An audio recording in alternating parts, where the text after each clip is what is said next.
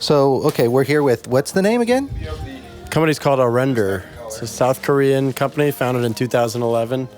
It's one of the first manufacturers to get into the dedicated music server streamer space. It's a category that has since become full of a lot of great brands making similar products.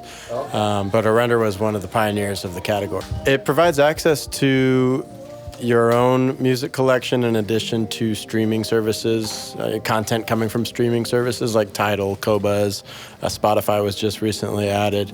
It has massive onboard storage. That's always been a big design philosophy of Render, is keep all of your music storage on board in one place so that you don't have to deal with complications with network attached storage devices and hard drives. And it was really conceived as a one-box solution where your whole music library has a home base in this machine. Okay, so you have your own sort of super souped up iTunes, sort of, right? Yeah, it's like a built-in jukebox basically, where you have anywhere from 2 to 12 terabytes of storage built into this machine. So you can load a lot of your own music, and again, you can search and browse through Tidal and Qobuz and discover music in that capacity. And what's the quality? There's no real limit, practically. It'll go up to DSD 512, which I think there's like 10 albums available in DSD 512 right now. Right, so it is a service that you could stream, and you can stream in any of the high qualities, whatever the artist is creating, is that right, or offering? Yeah, of course, it'll do all the high res. It'll do MQA. We have a whole line of servers that have DACs built into them. So it's basically everything you need. It's a direct replacement for a CD player. Instead of playing CDs, it plays music files, and every one of the Render products with a DAC built in has an MQA full decoder DAC, so it'll get the best performance out of those Tidal MQA files. And then, of course, Qobuz doesn't require any special fancy DAC to get stuff up to 24,192. What about older recordings, like legacy recordings, things from the 70s, like the old jazz recordings and things that haven't been remastered or haven't been done? How do you handle that kind of material? It's a purist approach, so whatever the source material is, that's what you get. And that's the way there are some products that do DSP, but you don't want anything that's going to drastically change the way the source material sounds. You want to just present whatever's on record. You just want to get as close to that original source as you can. So yeah, again, it's the purist approach. It doesn't do any EQ. It's a perfect bit stream, meaning there's no DSP, no digital signal processing between the player and the DAC. It's just a perfect bit stream of what the original source material is. So how do people go about purchasing this? I mean, is it it comes with the subscription and then it's also hardware? How does it work? It's solely hardware. Yeah, it's just a hardware. It's like a CD player. Instead of playing CDs, it plays music files, digital music files. Right. Okay. So whatever services you want to use, that's what you can hook up with it, yeah, right? You can sign in and sync up your own streaming subscriptions to this machine. So it's like a replacement for a computer. When this whole computer audio hobby started, people used a computer like a Mac or a Windows commercial PC. Yeah, a lot of people used to use Mac Minis. Yeah. They still do. Oh yeah, they still do. But I'll never forget the day I swapped out my Mac Mini in favor of a dedicated music server. You have a quieter power supply and an isolated USB output to the DAC. All of these things just contribute to a much lower noise floor, greater transparency, and it just brings you closer into the music. And is that the only piece of hardware that you make? Because like I said, I'm a little bit unfamiliar with your company, but all of these things are, with the streaming services are fairly new, so people coming in at it from different angles. So what else do you have as far as hardware? We have servers with DACs built in. We have servers that are just basically DAC-less transports where they're designed to be paired up with the DAC of your choice. How long has the company been in business? Since 2011. Okay, since 2011. And you're based out of Korea? Yeah, South Korea is where the manufacturing facility is, but we have a dealer network all over the world. And if someone wanted to listen to the quality, then they could go to a dealer from your webpage. Yeah, on our webpage, there's links to all of our dealers. I think we have right around 100 dealers in North America. And what's your webpage? Aurender.com. Can you spell it out for me? AURENDER. Aurender. And what is the price ranges? What are you talking about here? And how many different products do you have? Yeah, the entry-level N100H with 2 terabytes of storage and USB audio output is $2,700. And our brand new flagship product, the W20 SE, is $22,000 for a lot more features and functionality. Yeah, that $3,000 price range, that's kind of like the sweet spot. So you're entering right in there. Well, you've been around since 2011, so you're right in with all the competition there. Yeah. Interesting. So what brings you, one last question, what brings you to the audio show here in, it's in Oakland, but do you go to a lot of the audio shows, or is this something new for you, or? No, we go to pretty much all of them, all the major ones. It's kind of a hometown show for me personally. You live in Oakland? I grew up in Oakland. I live in Colorado now, in Denver, but it's good to be back. And, it's just a great opportunity to get your brand seen and heard by a lot of people, a lot of hobbyists and enthusiasts and consumers. And we get together with our friends in the industry and just put together the coolest system we can. Yeah, I did a show at the East Coast. I moved from the East Coast back to the West Coast, and so it's good to see that people are touching base with the high-end audio industry still on both coasts. Have you been to the East Coast shows yet? Like the New York Audio Show? I have not had the pleasure yet, no. But the Chicago show is about as far east as I've personally gone. That's a great show. But yeah, that's the best part about it is we all get together and the music server company gets together with the DAT company, and we put together a really synergistic pair. And you just go around from room to room, and all the manufacturers bring out their latest and greatest toys and pair them up with, make symbiotic relationships with other manufacturers out there. Yeah, and you get to, and ASC is helping you guys out here, so that's good. That did not happen in New York. No. So makes a huge difference. These hotel rooms can be very harsh, and they can be difficult to really get dialed in properly. But having some good acoustic treatment like these ASC tube traps really helps a ton.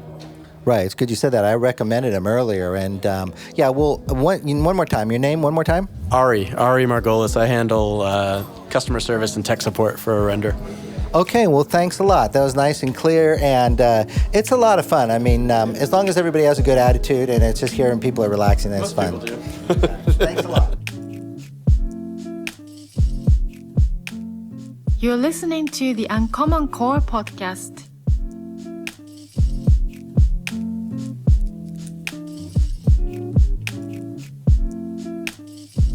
First, let me say, I was passing by and I'm looking around. There's certain people I wanted to make sure and get, and the doors are closed because everybody's setting up. But I passed by this room a couple times because it had an old Ampex tape, reel-to-reel, or do you call it 1-inch tape? What is it? This is a ATR Model 102. It is a half-inch machine. It's commonly used. It is still used today for mastering. A lot of the vinyl made today were made from this machine.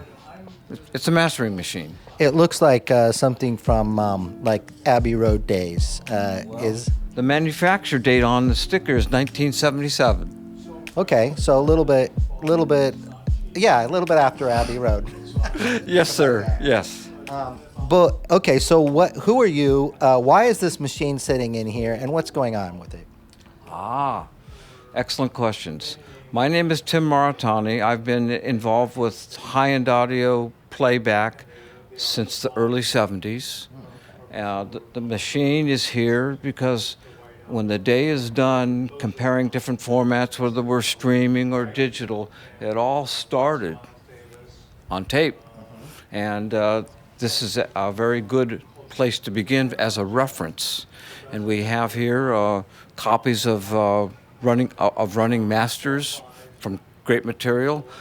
In other words, we all start somewhere. The live event, the control room. In this case, we refer back to the analog tape. Yeah, this kind of makes a lot of sense. Some people, they're getting into vinyl again, vinyl records, and back around the time of vinyl records and even before, some people had the reel-to-reel tape decks. But the problem with the reel-to-reel tape decks is that you have different source material recorded in a different way at different speeds, and then you got different machines. So it's like it's a little bit tricky to get into it, and you have to make a decision on what you want to get. So, but this is the original, like you said, the mastering machine. Are people buying this to listen in their home, or is this just your reference? There's a resurgence in tapes. Some people that are really into the hobby. There's really two great machines. A Studer A80, right, and ATR 102. A lot of the Studers were in Europe. In America, this was built in Redwood City, California. A lot of people used Ampex in America. And you don't have the problem that people have with the 2-track version or the 4-track version, where you got different tape speeds and different kind of formats coming along. You're going back to the original master tapes. Is that right? Playback of tapes, one needs to study what to do before they jump into it. It's not one needs to calibrate, align, azimuth. It's a very deliberate process. Just needs a little bit of understanding of what we're looking for. In this particular situation,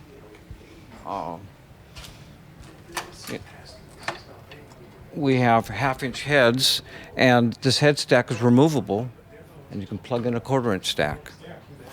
That's one nice feature about an Ampex machine, is that you can pop the heads in and out and change. But we do have to be respectful. Is it 2-track, half-track? But your vinyl records were made from a Studer version of this and an ATR half-track. Now, the machine itself, are these still being made, or are you all getting vintage gear? They are being restored by ATR Services in Pennsylvania. Okay, yeah, I know there's a lot of companies, like also in the Midwest, that are restoring old, just old recording machines. Yeah, lathes and things of that sort. So, where again? What's the name of the company that's restoring them? ATR Services in Pennsylvania. Do they have a website with information? They do. Might be atrservices.com. Might be. And well, someone could find it with that and with Pennsylvania. So, what are you using it for in this room right now for the show? This is just to demonstrate just what you have and what you're doing with it? I'm using this as a representation for analog playback in this room. Okay. I have digital playback, not set up yet, and I have analog playback. Are you going to have a turntable in here? We are not. This kind of goes upstream to the turntable. Right. So I did not. Yeah, it's really interesting. Are they still using these in you said they're still using them in some of the recording studios? Is that correct or not? Absolutely. It's not inexpensive. Tape is expensive. When I'm recording my material on half-inch, it takes 2 reels for an album. Each blank reel is $125 blank. So one album just in tape is $250. And you have kind of probably a different process and a thought process that goes into making an analog tape as well, I would guess, because you have the machine just running all the way through, catching everything, and they're using an analog source like this, a tape, or they're recording directly onto the disc, which some people are doing. You're capturing the performance of the musicians, and you're laying that down, as opposed to, a little bit here, a take there, and then mixing it up. So it seems to me, I'm just guessing that the whole thought process and the whole creative process is going to be different with an analog machine. Not necessarily, because one can do live to 2-track recording digitally. Keith Johnson, reference recordings, use Mike's 8 channels, mixes live to digital, which is a very lost art. So it's not necessarily format specific, but definitely some people use an analog machine to get everything has a color. And sometimes this tool is used to get that color in their sound.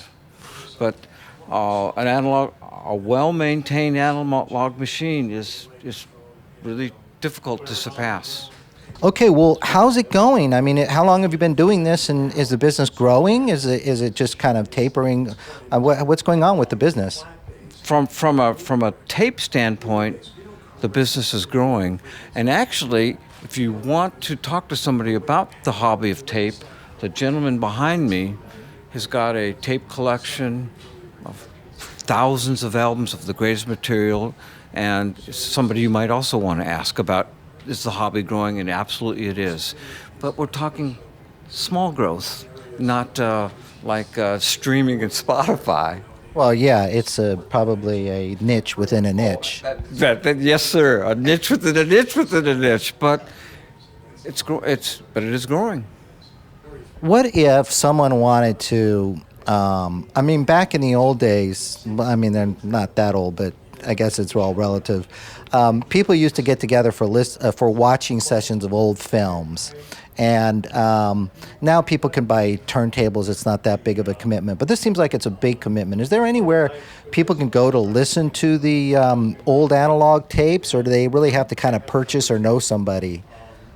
I think you'll find more and more retailers throughout the world, not the country, the world, that have analog machines in their showrooms. Okay, so they can go to one of those places. Absolutely. More and more tape machines are in trade show demonstrations. Is there anywhere else that the public can go to hear like the original analog tapes that, apart from the audio show or from a dealership? That's a weird question, I know. I'm just curious. Commercially, no, but the odds are increasing, not decreasing, with the slight popularity of a machine. No, that I know of, but that doesn't necessarily mean that they might have a tape machine in one of these vinyl cafes, etc. Yeah.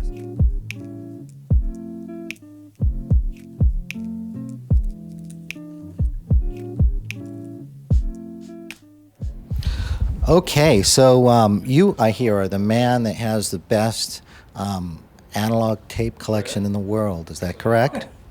I don't think so, but I have a good collection, certainly. What's your name? Larry Toy. And tell me about this collection, how you came about it, and how long it took you to make it, and like sort of what it is exactly also.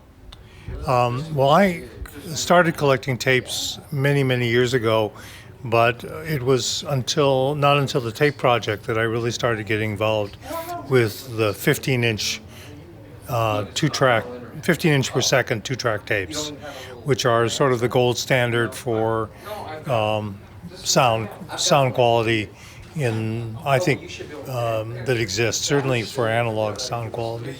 Yeah. Now, what about the other formats? Is there something wrong with them, or is it just is it that they're just hard to find and there's not very many machines? The other tape formats, or Yeah, the other tape speeds and formats that they have out there for some of the reel-to-reels and things. it began back in the 50s when stereo started with 7.5-inch tapes, which were two-track tapes. And then for economy purposes, they moved to what became very popular, the 7.5-inch 4-track tapes, which are actually stereo, 2 tracks in each direction.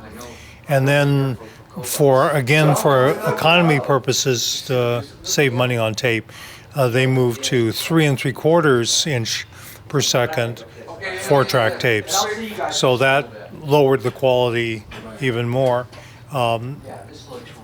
The companies always recorded typically at 15-inch speeds, 2-track tapes, or in some cases multi-track tapes on wider tape. But let's say classical, for example, Decca, the great classical recording company in England, almost always recorded at 15-inch per second, two-track tapes, making their original copies. Even if they used multiple microphones, they would mix down to two channels, and that would be their product that came out of recording. So this is kind of like the standard for the high quality 2-track tapes. Now, okay, but let's get to your collection real quick. How did you come about it? And I was looking over here at some of the things you brought in to play, or I don't know whose they were, but you had Led Zeppelin, you had the Beatles, you had Dire Straits, you had all these great rock bands, and you had Take 5, Dave Brubeck. I mean, it was insane. So you have a personal collection, though, that's even crazier then, evidently. Is that right? Currently, I have over 1,000 reels of 15-inch 2-track tapes. About 20% are half-inch tapes. So I do have a crazy collection. And how did you get them? Is it just through people you know? Is there a marketplace? Are there auctions? I mean, how do you get that? There are multiple sources. Maybe a third of the tapes I bought commercially. Anyone could buy them. I started with the Tape Project, and I have the 30 releases that they've done so far, which is 60 reels of tapes. And I've gone ahead and bought tapes from probably 16 to 20 companies, which you can just go on the internet and find them. Websites like Audio Nirvana or What's Best Forum feature those tapes regularly. At least people talk about it, and they have the listings in their forums. So that's maybe a third of my collection. Not quite a third of my collection are from that source, and another a couple hundred, more than 200 reels I bought from one particular source, which this fellow had collected Safety Masters, and so I have Safety Master tapes, which are basically copies of master tapes that were used by recording engineers mastering engineers to make vinyl or CDs. They were the backup copies, and often the mastering engineers keep the copies after sending back the other copy to the companies, and they're sometimes available for sale. And this person collected a lot of them, and he had some health problems, and he sold the whole collection to me. So I bought one big collection at one time. So do you have some kind of a bat cave or something like that where you keep all this stuff? I mean, how do you keep this stuff safe? It has to be a certain temperature, I imagine. Yeah, I keep them at home. I've collected, I mostly collect classical music, so I have 15,000 records in addition to these tapes, and I keep them in my house. It's reasonable size house, and it's... Is it a special room that's climate controlled and everything? No? We have air conditioning in our house, and sort of standard, but nothing special about it. So they don't need to be, it doesn't need to have a special climate control? Not a vault or anything like that. Although they sound so valuable. I mean, I would hate them to degrade. You pull one out and say, oh, what happened to it? Yeah, I think one thing that we found is that the tapes are pretty hardy. You have to do things to treat them well. For example, I store them vertically, which is the way you should store them. And also, for these tapes, because they go only in one direction, they're 2-channel, so you play it and you finish playing it, you store it that way. So it's called tails out. Right. So you don't rewind the tape, so you don't play it at a high speed until you're ready to play it again. And that keeps the tape in much better shape.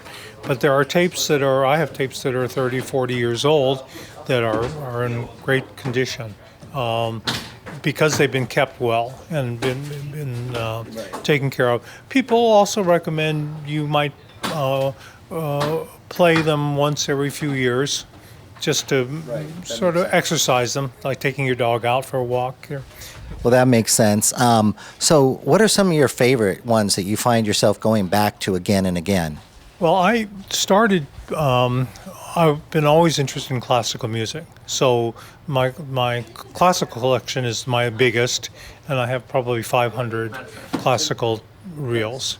And I I play those regularly. I have some great old Decca recordings, and I even have the recording of the great Wagner Ring Cycle by Schulte, which apparently Decca no longer even has a good copy of them tapes. So They're going to be coming to you someday. may do that. And so those are some of my favorites. I obviously things that Tape Project has released. They have 2 Decca recordings which are just superb. In fact, they no longer even are able to sell them. Their license ran out. So those are great albums. As is one of the albums that will be played at the show today, or this weekend, is called the Arnold Overtures, which is a great album that was engineered by Reference Recordings by Keith Johnson, who will also be here later in the show on Saturday afternoon. Well, so Tape Project, what's your involvement with them? Are you one of the important members, or are you just another? I'm just a customer. I got to know them early on, so I'm a charter subscriber. I think number 47. So bought all their tapes, the 30 albums that they've released. I've gotten to know the people very well, and I know all 3 of the original principals, and one of them will be here tomorrow, Paul Stubblebine. I also got involved I bought my first sort of fancy tape recorder, Technics 1500, which had been modified by the Tape Project people. Dan Schmally of Bottlehead Audio did that, and so that was... Yeah, those are nice machines too. I mean, when I did the show in New York, I talked to the guy at Technics, and they had a restored Technics reel to reel, and I mean, these things have a certain industrial look that's kind of cool. But the Technics players are a completely different animal. They're much nicer looking machines. I have machines like the ones here. I have 2 of those, those are my 2 machines, are my 2 Ampex ATR 102s, which I've replaced. They have some advantages over the Techniques, like they can play half-inch tape, and I have the half-inch tape head blocks as well as the quarter-inch, and I can go back and forth between quarter-inch and half-inch. They're a little better tape machines also. It's the pro machines, but they definitely are industrial looking. Right. Now, I know you guys are setting up, so I'll let you go, but I just, do you have anything else, or are you just into you said you had an analog collection too, so you listen to records and you listen to tapes? Do you listen to digital at all? Yeah, I have all 3. I have a multi-channel system, which I can play multi-channel digital recordings, which I have a lot of, and I have a lot of stereo recordings. I did digitize a large amount of my vinyl, 10,000. Good. 10,000 albums, which I digitized over a period of 6 years, and so it's a massive collection, about 40 terabytes of digital recordings that I made from my records and tapes, and all done with a Pacific Microsonics Model 2, which is a very fine digital to analog machine. Right, and can you, at your level of listening, can you still hear a difference between that copy, that's a kind of a dumb question, but between the digital copy and the original, with that high-end machine with your system? I can hear differences because I do process the digital. For example, I take out the scratches, and so that's one difference that I hear. But I really like the 19224 through the Pacific Microsonics and Merging Technologies software. I think does an extremely good job. And of course, if you use different turntables or different cartridges, you also get a different sound too. And during the process I basically wore out cartridges and so forth. So What about the? Do you take the tape hiss out of the? Or I mean, in a half inch, there's not that much tape hiss, but there is some. Do you eliminate that or not? no, I don't hear any. Even in 15-inch IPS 2-track tapes, I really don't hear anything. I mean, there is sometimes in the original recordings, but I really don't hear it. And if I do, after 30 seconds or a minute listening to the tape, I think the mind works very well to suppress that, as opposed to anything that like digital. If there's a glitch in the digital, it's horrible sounding. I mean, you have because of distortion, or if there's a glitch in the record, you can hear that so it makes it much harder to ignore while a little tape hiss. Clearly, it's a big difference between 15-inch 2-track and 7.5-inch 4-track stereo. That's 4 times the surface area that's being used to record. So you lower the hiss tremendously, the tape hiss. Well, this looks like one of the probably the most, if not one of the most, if not the most interesting rooms because of all of this. All of these original tapes that you're going to be playing in here and all the people that are going to show up. So thanks for spending the time with me. One more time, what's your name and what else are you here for? I mean, just for fun or? My name's Larry Toy, and I'm just here to help Tim Maritani and the Martin Logan people out, just to play some tapes. Yeah, it's amazing. So I'll definitely come back to take a listen to that. And again, thank you for your time. You're welcome.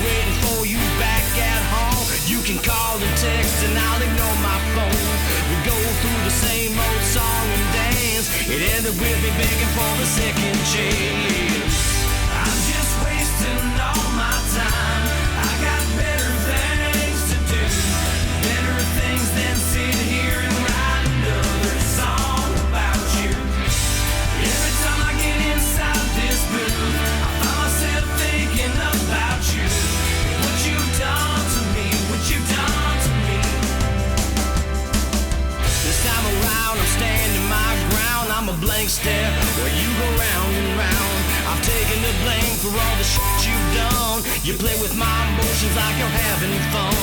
I've had to do respect for myself. I'm the stronger one and I'm stronger than hell.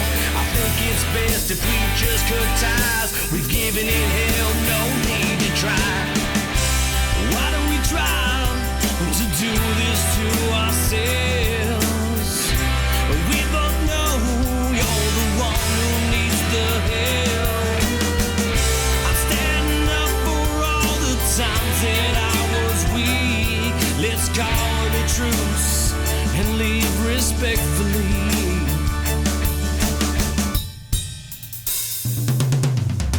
You take the house so you don't feel stuck. I'm taking myself, the dog in the truck. I'll be fine, I got this guitar laying in the bed beneath the stars. I'm in a better place. I'm in a better place without you. I'm in a better place. I'm in a better place without you. I'm just wasting all my time. I got better things to do. Better things than sit here and write.